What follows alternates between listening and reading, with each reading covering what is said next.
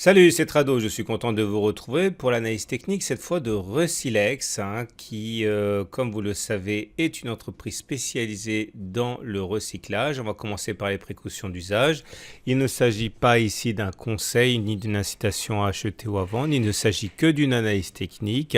Je suis trader compte propre, consultant, mais pas conseiller financier. Je ne sais pas si Resilex correspond à votre profil d'investisseur, donc il faut impérativement vous approcher d'un professionnel capable de juger de l'adéquation entre cette action et votre profil d'investisseur. Donc on commence par une présentation rapide, comme vous l'avez vu, c'est une entreprise spécialisée dans le recyclage et le dernier news flow est plutôt favorable avec des bénéfices qui sont au rendez-vous pour 2017. Et voilà la tendance sur Resilex. Alors tout d'abord, on voit que la tendance elle est haussière au regard de l'Ichimoku, puisqu'au regard de l'Ichimoku, ce qui compte, c'est que l'on soit au-dessus d'un nuage qui monte. Alors maintenant, il est vrai que c'est un petit peu mollasson, on voit que le nuage monte de moins en moins et qu'il a tendance à devenir plat, mais en tout cas, on est toujours au-dessus d'un nuage qui ne descend pas, ça c'est une certitude.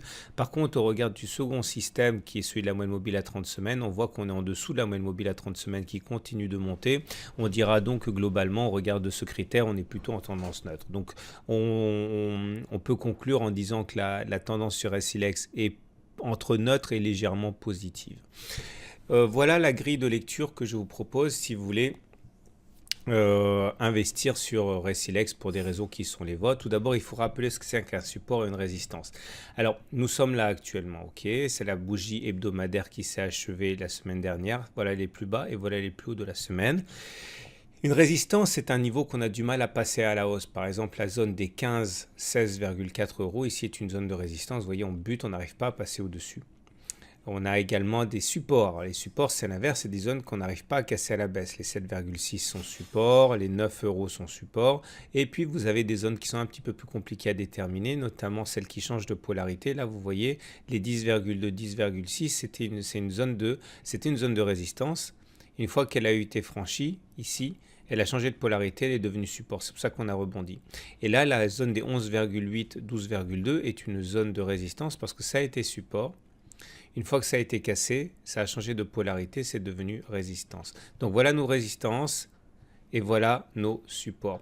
Selon la théorie et selon la méthode d'accumulation rationnelle que vous pouvez retrouver sur le site, pour toutes les analyses actions, l'idée c'est qu'il faut investir en plusieurs fois, toujours, pas d'un seul coup, et puis il faut concentrer ses achats progressifs sur des zones particulières, soit quand on revient sur des supports, par exemple quand on reviendra sur 10,2, 10,6 ou si on revient sur 9 euros, ou alors lorsqu'on franchit une résistance, si on arrive à clôturer le vendredi soir au-dessus de 11,8, 12,2 par exemple, on aura franchi la résistance, donc lundi ça voudra dire qu'on pourra éventuellement renforcer la position.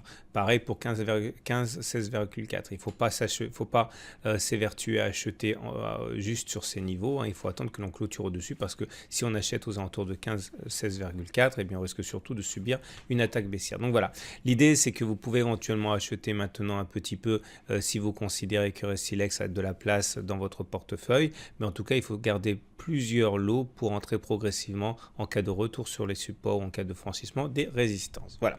Maintenant, si vous voulez appliquer cette méthode à toutes les autres actions que vous avez, à toutes les autres entreprises que vous voulez acheter en termes d'actionnariat, n'hésitez pas, ça fonctionne sur toutes les unités et sur toutes les entités.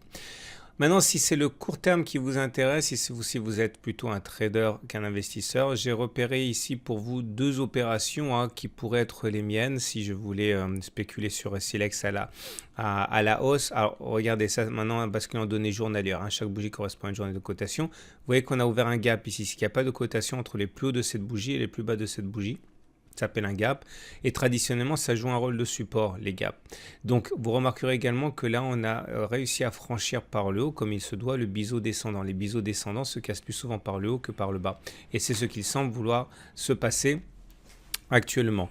Donc l'idée c'est que l'on peut éventuellement envisager une stratégie haussière puisque l'objectif quand on sort du biseau c'est de rallier le point haut du biseau aux alentours de 15 euros. Ça donne un potentiel de 37-36% ici.